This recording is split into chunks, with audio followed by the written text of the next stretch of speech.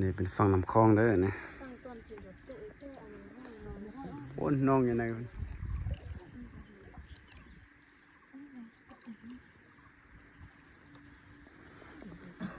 มื่อกี้คิดว่าใส่ลัดโคกกุ้งไม่ได้ใส่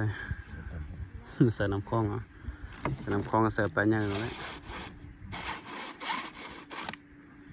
ปล่อยเสือกยาวยันเนี่ยเข้ามาปัดสมอง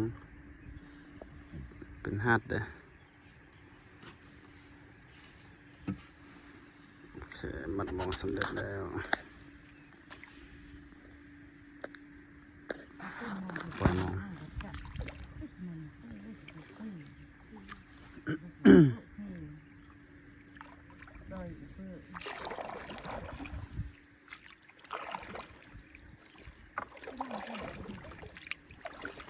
ใส่เรียบแคมเนาะปลาอย่างนี้มาขึ้นก็มาไกลไปขึ้นปลาสกางปลากดปลาได้ได้เท่านี้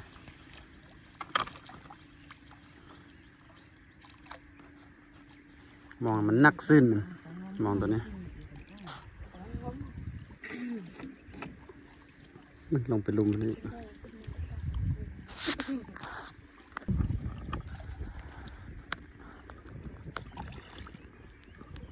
ใส่น้ำข้อมันก็ดีมองนี่มันนักมันบ่ไล่เนาะเขื่อนมองน้อยมันบักไล่ใส่ไปได้ใส่ลองล่างนิ่มกันนะก็มีเห็นปลาอินจากเกลือเห็นนี่บ่มีบนขุดดิปลาไข่นี่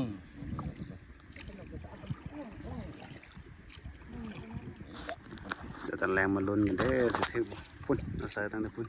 ตัวไข่น้อยมาเห็นสัตว์3 คนจะผสมใส่กบไข่มาลองไปเติมนี่ขบเมื่อกี้รถลัดขบไปพุ่นเลยพอมองมันยาว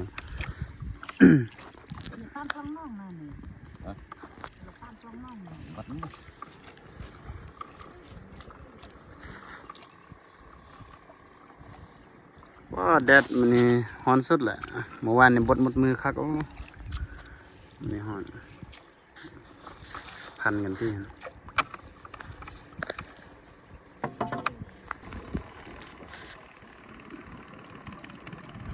ใส่หมายันไหนนิดนึงมองส่องสัน